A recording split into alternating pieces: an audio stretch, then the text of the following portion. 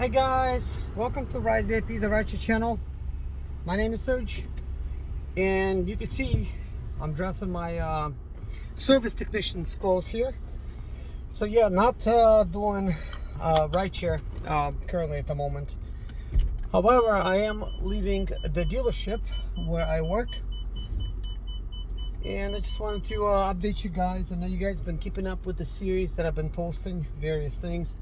I did not post nothing on a Sunday because I didn't work Sunday, but I figured after work I'm gonna update you guys, let you know what I did. This is the beginning of my second week, which is a Monday, and you guys are gonna get this video right away. So anyways, let's begin. So for any of you guys that hasn't seen this little series, how I ended up as a service technician for Chrysler, Jeep, Dodge, well, here's your little update. If you would like to know more, you could just rewatch some of those other videos. But anyways, I've seen a comment earlier that it specifically stated, I thought you hated oil changes, and here I am doing them. I just wanted to kind of address that very quickly.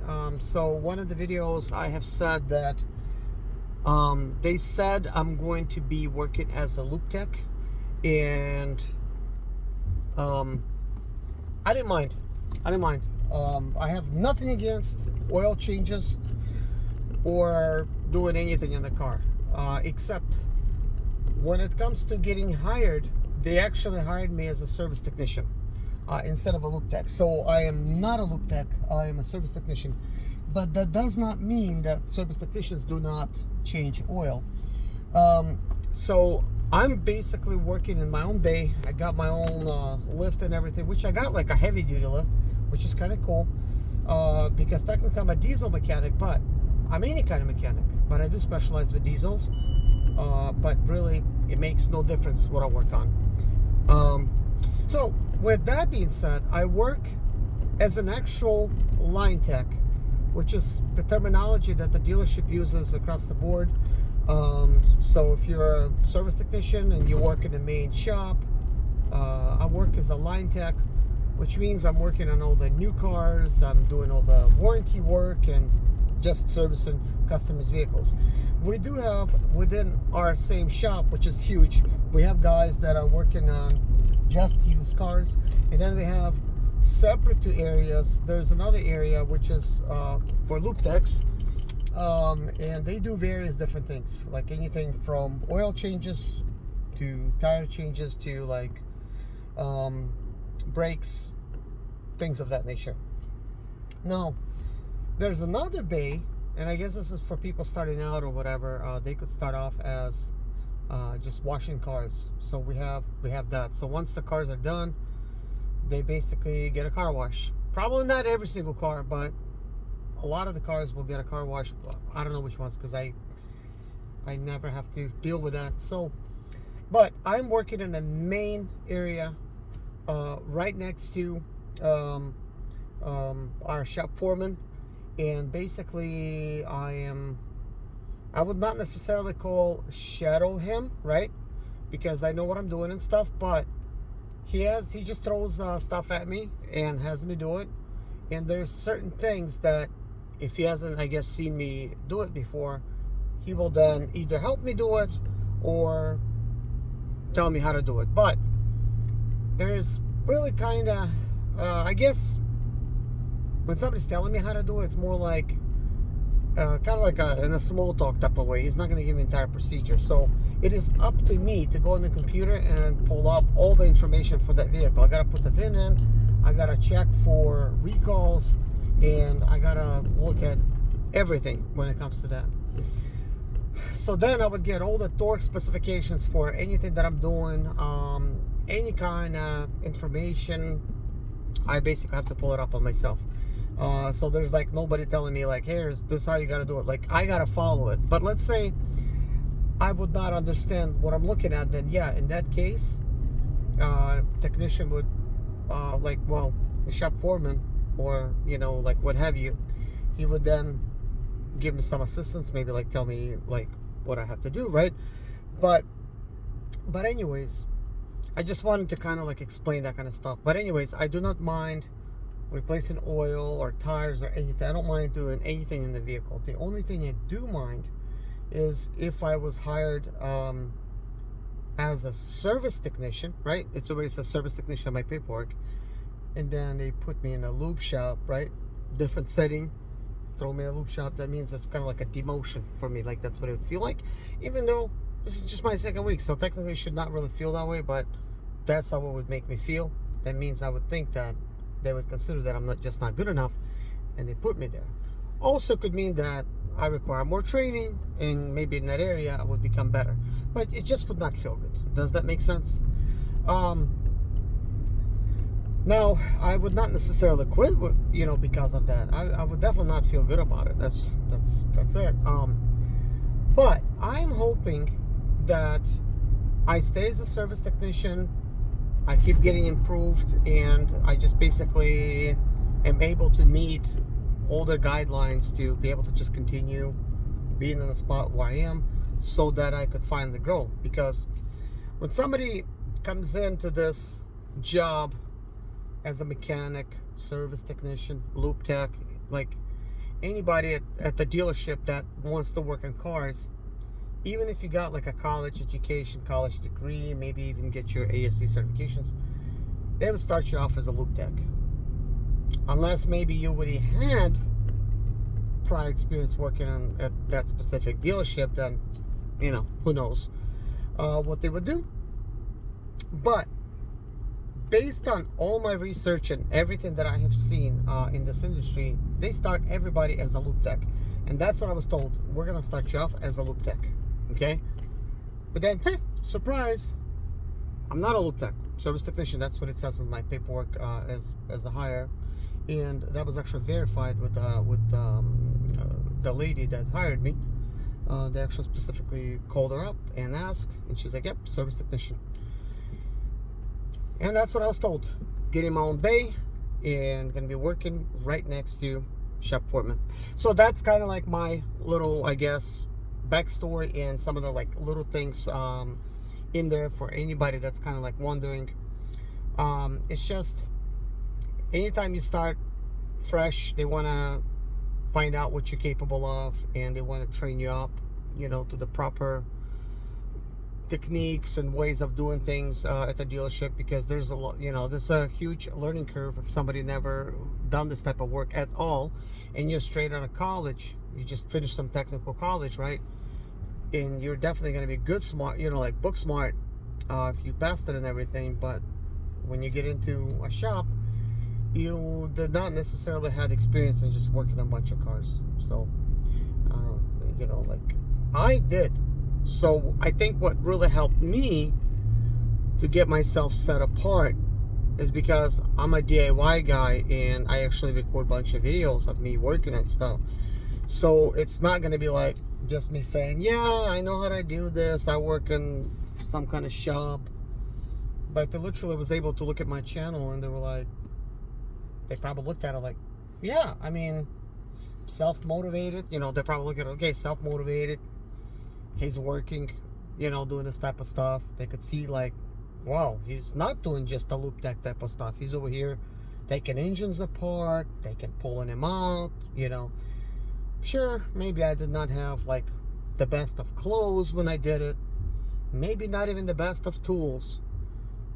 Did not even have an actual shop or working outside. But in that specific environment, I was able to still thrive and make videos and show others how to do things. So I think they looked at it and they're thinking, we don't want to waste this talent by throwing him as a lube tech, and let's just go ahead and get him trained by our shop foreman. I guess I'm like sort of his like apprentice, but nobody said anything like regarding those type of things, like I'm apprentice, like nobody said nothing like that. So I think that's what it would be like considered as. But what I was doing from pretty much day one, I'm literally trying to help them like diagnose things, and I'm basically giving some information here and there about like what I think is going on with the vehicle. And they were pretty impressed, because they're like, whoa, he He actually knows like what's going on here. They were pretty impressed. But that's because I am not afraid to tackle any type of vehicle. As I mentioned before, I have a bunch of cars, like 34 cars, and I know like it sounds like I'm bragging, but I'm really not. And this is not like lifetime cars. I literally have that many cars. Not that I want to sound cool or anything, but I have like a lot of different brand names.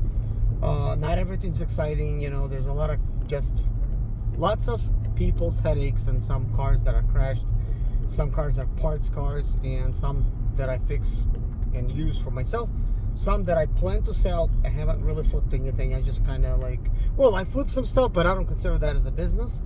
When I will be flipping that stuff consistently, then in that case that can become a business. But just like anything, there's a learning curve. Just because you know how to fix cars doesn't mean you're good at finding deals, and finding deals that are maybe like that require very little work, and quickly selling them to make money, because that's definitely the way to car flipping.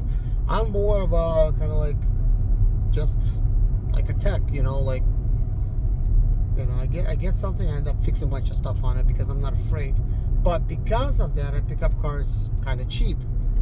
At least I think they're cheap. But to make an example, like this Range Rover here, I paid $2,500 for it. It's 2006. It had 153,000 miles. Now it has 177,000. Speaking of the Range Rover, guys, last week I experienced some problems with it twice. Once on a Thursday, second time on a Sunday. So on a Thursday, this vehicle had some kind of transmission malfunction. On a Sunday, it had an engine malfunction. So basically, a bunch of codes came on. I cleared the codes. Then here I am. I'm running again. I'm not going to get into specifics, but I've taken a note of all of the codes. I have a code reader scanner with me, and I actually have two of them. I have a very professional one with me, and I have one that's dedicated for this vehicle, which is a Land Rover, Range Rover, Jaguar type of scanner. I always have that in here just in case. But yeah, man, that could have left me stranded, because what has happened is that this vehicle stopped pulling, like just would barely go. Like, I'm not even talking like 40 miles. I'm talking about like 15 to 20 miles. That's how fast it was moving. It had multiple cylinder misfires, and the throttle body told basically the engine to just kind of like shut down. So it closed itself, possibly to the misfiring issue. You never know, because it could be functioning correctly, and it's like, yeah, we got this misfires going on, so let's just shut it down. But I'm thinking, yeah, ignition coils probably need to be replaced. We'll see if I start having this issue, like if I keep experiencing it more often, then yeah, I'm gonna get new ignition coils. And if that's still going on, then I'm gonna, when I do ignition coils, I'm gonna do spark plugs as well, but then if it continues, then yeah, I'll look into the throttle body. But anyways, not to really go into these extra things. So now that I got some of this other stuff out of the way, I do want to tell you guys that service technicians, line techs, they're also doing oil changes, they're doing brake jobs. So it's not like just because you're not a lube tech, you're not gonna have to do it. So yeah, you would have to kind of like it, in that case. You just have to basically do everything. So a car comes in, it tells you everything that it needs. Like today, I basically I came in at like 7:30, and pretty much clocked in 10 minutes till 8. I have to start like at 8 o'clock. I did not want to clock in earlier, even though they don't have, like, they don't care, kind of. I did not actually even clock out for lunch. We don't have to, and we could work as long as we want to. So what I do want to say next is I came in very early, and I always come in early. I try. I'm working out like how long it takes me to get there, because it's an hour drive without no traffic, and it could be longer with traffic. So with that being said, I brought bunch of tools with me, and guys, I have like my home shop, and I service my own customers as well, because I don't want to really rob myself of tools from home. I end up buying so much more tools, and majority of them is at work. And then as I get more tools, then some of the stuff I take home, even though at home I have like a bunch of wrenches and sockets. I got like everything, But guys, yesterday there was a really good special going on at Harbor Tool and Freight, and the day before, so Saturday and Sunday, it was like 25% off. So sometimes they say 20% off, but I think it was like 25% off, if I'm not mistaken. So I bought a bunch of wrenches, and after my discounts, it came out to be like $950. So it was like way over $1,000 before the discounts. I had to get myself the biggest torque wrench to do tires, and I got an Icon one. They're like $139, and also I got like bunch of other stuff. So I actually ended up spending just this month alone, and if I include last month, I'm over $5,000 in expenses. So initially when I started here, they told me I didn't need to bring any tools, but turns out we do. We gotta bring tools. So I was kind of like excited about it. I'm thinking, great, well, if I don't need tools, I guess I'll bring, what they don't have, for me to use or whatever. But no, we pretty much have to have everything, so every time I come to work, I'm bringing something else new. Either I bought it or I picked it up at home and just taking it to work. So today, from 8 till 11, I was doing tests, and I finished like 2 sections of it, and each section has like a lot of stuff, small quizzes, lots of reading, some videos, and some interactive content. And I passed all the tests, but then there's just more and more that you gotta do. So when I go home, I'm gonna try to do a little bit more, because I really need to start knocking this stuff out, because my goal is to become a master tech and really become great at what I do. But the cool thing is, they're paying me pretty much to take these tests like when I'm at work, but I also have an option of doing it at home. So I'm going to end up doing that. So we still have November, and then December 21st. There's by December 21st we gotta take like this special exam. I'm not gonna get into it right now, but I want to make sure that I have like my line 3 stuff in, so that I could take it. So maybe I could fast track myself down, like up there. But I talked to a few guys down there, and everybody says something different with how long it takes to become a master tech. But my goal is to be able to complete all of the course material, so that they could get me in a class setting, complete that stuff, so that I could get all my proper certifications and become a master tech. As a master tech, I would definitely get paid more. I also think that would be definitely looked at on my like after working there for 90 days, and perhaps get a raise or whatever. I guess like one of the biggest advantages when it comes to working at a car dealership, first of all, as a service tech, right? I could get as much overtime as I want. That is good. Right now I'm hourly, just like regular hourly pay, but there's flat rate as well. But some of the stuff that I'm doing, I'm also getting flat rate. So I got a hybrid model, and I get paid more as a flat rate mechanic than I am hourly, but both of those things are still good. It's kind of rewarding. So additional benefit is,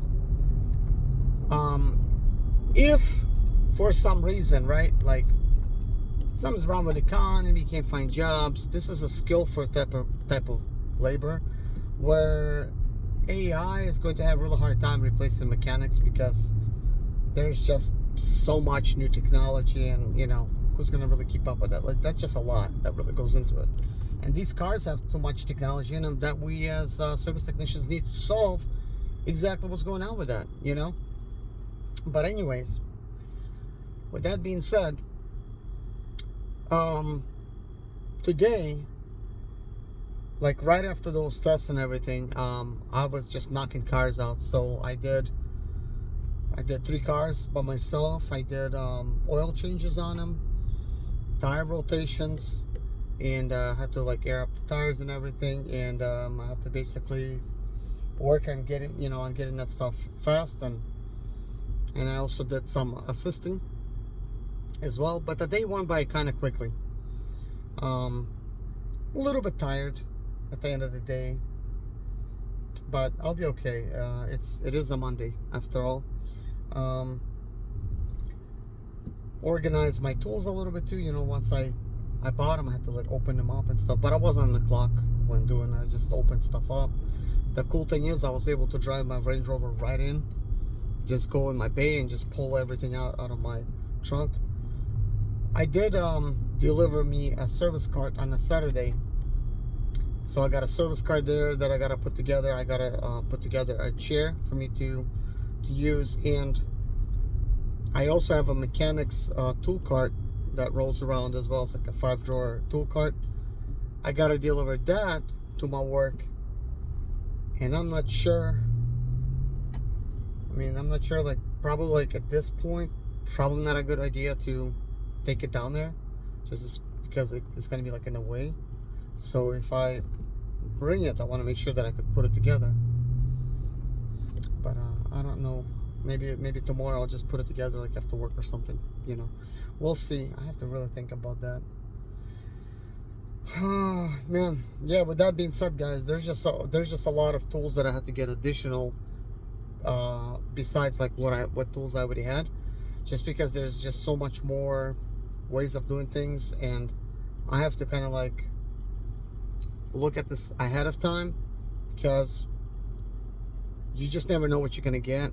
But the guys are pretty good about letting you borrow the tools, so if I need something, I could just borrow it. But then if I noticed, if I use that even like once and I noticed I don't have that tool, then immediately I either buy it or I bring my own from home if I have it at home. But there's still some things I still need to bring. Obviously, some things I have to buy. I think it's kind of like never ending, but there's some things that I have on my list. But mainly, like, already I have enough tools to basically be kind of like a master tech. I brought enough tools to basically open up my own shop inside of like, if I wanted to. Like, I have enough tools. I'm not saying I brought all of the tools in, but literally I have tools to do everything, just about. And I guess what I don't have, I could get. And they also have specialty tools which I can borrow, and then they have these machines that I could use as well. But still, we got a very nice floor there, which is painted kind of like light gray, and that's actually like a big plus. It's not just some concrete floor. It's very good lighting. It's very tall ceilings, so you're actually able to see like everything that's going on. So definitely, as far as the facility goes, it's probably going to be like the best one that I would be working in. Also, the dealership in my area, it's actually getting built already. They already put a wall up and some other stuff, so it's actually getting built. So I don't know how long it takes to build a car dealership, but once they build it, I'll be able to probably get transferred to the one in my area, and I don't have to drive this far to work. But right now, I'm gonna deal with it. But I know some of you guys said, well, now you could actually get a Tesla and it's gonna make sense. And you're right about that, because I'm looking at how much fuel I'm spending. Like, at the very least, Like I could almost like lease one, and it would kind of like make sense because I'm not gonna put that many miles on it and have like a low payment. But because the dealership's gonna get built there soon, I don't want to really complicate things, because once I'm gonna live close enough to it, I really don't need a Tesla, because I actually like driving my own cars, not like something I lease or have payments on. Like I'd like to have stuff that's paid for. But anyways, if you guys have any questions, please ask me in the comments below. When I first released the video, I monitored all the questions and I tried to get to everybody. This channel is not that big yet, so I'm able to do that. And I guess lastly, I do want to basically say that I remember some other questions that I had, like in from last video, and you guys were basically telling me that this is a good idea, what I'm doing, by just getting like a 9 to 5, because we're just not getting paid enough when it comes to driving for Uber and Lyft. I will be doing the math on it. So far I have done some math, and according to when I first started working for Lyft, the overall pay actually has dropped from what they were paying us before, and I'm looking with fuel taken into account. So at the time when I started 2.5 years ago, the fuel prices were cheaper. Also, my car was a fuel economy car, and I was getting paid $300 a day doing Lyft, and that's for 12 hours, minus the fuel expense, which was like 35 to 40 bucks.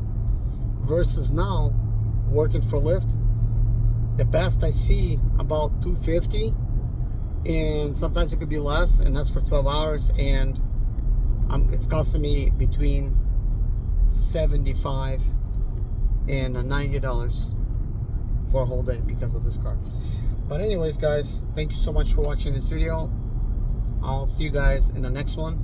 Bye bye.